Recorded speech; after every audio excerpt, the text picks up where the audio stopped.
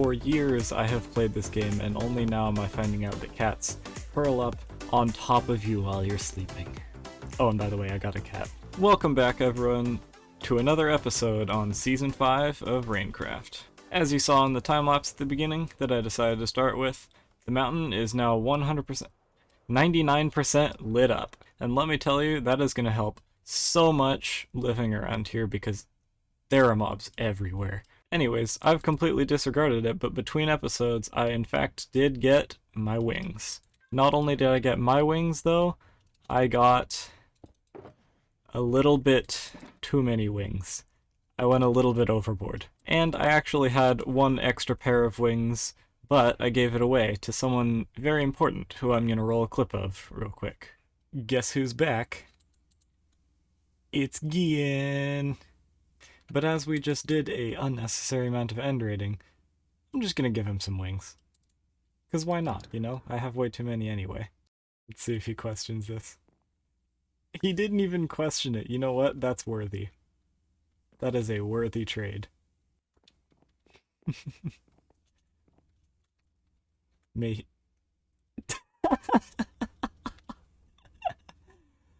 Oh, that's perfect. Oh my god. Welcome back to the server, Gian. So yeah, Gian's back. I'm back after a week of stressful finals at school. We're gonna get back into the regular episode schedule. The final thing that I did without mentioning between episodes was filled up the secret room in my attic that I never actually showed anyone with my very first wooden pickaxe that I had sitting in a cave way down there by my starter village. Alright, we're all caught up now. So the first thing I want to do in today's episode is hidden underneath these 4 pieces of cobblestone. It is, in fact... Hold up, did they breed? There were only 2 in here when I left them. We're gonna start up some villager trading. Now, I'm not gonna make any super crazy haul or anything. I just want a librarian that has mending and unbreaking, and then maybe a farmer to keep trading pumpkin pies so I can stop stealing them from Revan's villagers. But to pull that off, we're gonna need a little place to put the villagers, so we're gonna hop into a quick little time lapse building some villager houses.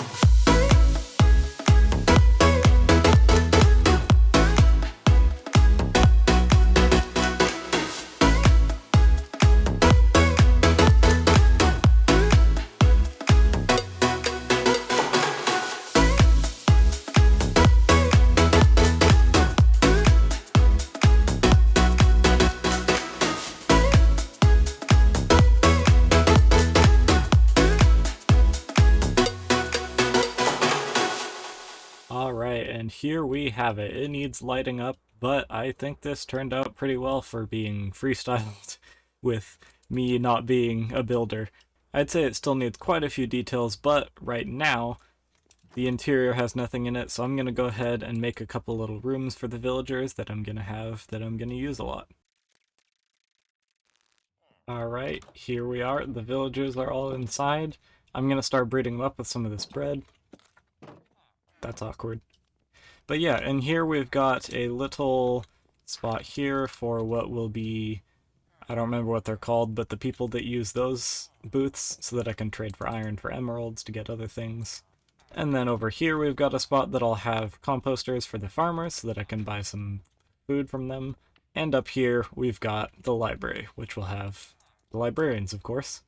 Oh, and one more thing you might have noticed blocked off. This is Gian's residence for the moment. He lives in my basement. Alright, and officially, there we have it. The build is done. Once again, there from the outside. We come inside. We've got this nice little walkway. Got all the toolsmiths here to trade for iron. Got the farmers here to trade for golden carrots. Gian's residence downstairs. And then we come upstairs. And we've got all of the most important librarians. Between clips, I maxed out all of these villagers, and now at this point I almost have max gear and a pretty sustainable food source. So yeah, life should just be free rolling from now on. And I just wanted to say, with how relatively well this turned out, I completely freestyled this. So if you're watching this and for whatever reason, which you shouldn't be because I'm not a great builder, thinking, wow, I can't believe he built that. I wish I could build like that. You can. Just look up some good inspiration pictures online and just go for it. Alright, and after all of that trading, the next thing I want to do is this episode's good deed. Speaking of which, last episode, I forgot to do a good deed. I don't actually know if I really mentioned that I wanted to do a good deed every episode, but now you know. So to make up for last episode, I'm going to give everyone a little bit of iron, because that just makes sense considering last episode we made the iron farm. And for this episode, I'm going to go ahead and give everyone a whole bunch of food. And I don't know, maybe some emeralds or some of the spare books I have upstairs. Some trading related stuff. Alright, here we've got them. 5 different boxes. I don't actually know if this is enough or too much, because I haven't counted how many people I know whose base locations are, but if I have too many, I can just keep them and give them whenever. If I have too little, then, well, sorry about that. But yeah, we've got a whole bunch of iron from last episode, and a bunch of food, emeralds, and a pickaxe from today's trading. Let's go drop them off. First one goes to Gian. Second and third go to Revan and Cyborg, whom I believe both live here. Fourth goes to Crescent, whom I know lives here, because we've been here before. Notice Cublicity's first diamond behind my shoulder. And finally, the fifth one for Hiller, who I'm not entirely sure if this is his actual base, but this is the only thing of his that I know, and that is the gunpowder farm and the little base down below it. Anyways, with the villagers taken care of, my elytra is now fully enchanted, meaning that I have a lot further range. So the next thing I want to do is do classic Minecraft exploring. You know, I haven't been to a Woodland Mansion since Season 2. I can't even remember the last time I've looked for a hidden treasure, which, by the way, I have 2 different maps for. So yeah, I think there's some hidden treasure out this direction, and then we're gonna go to a Woodland Mansion. Alright, here we have it. Hidden chest number 1. I bet you it's somewhere here. I mean, that makes sense considering that's where the map says it is. Ah, I see it. Alright, what do we got?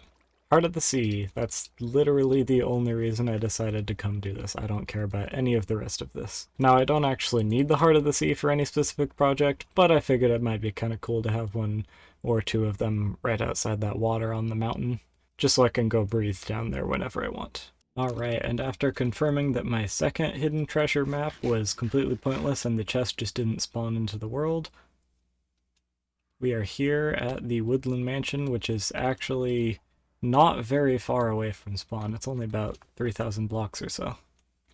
And man, I don't even know where to start. I haven't done this in so long.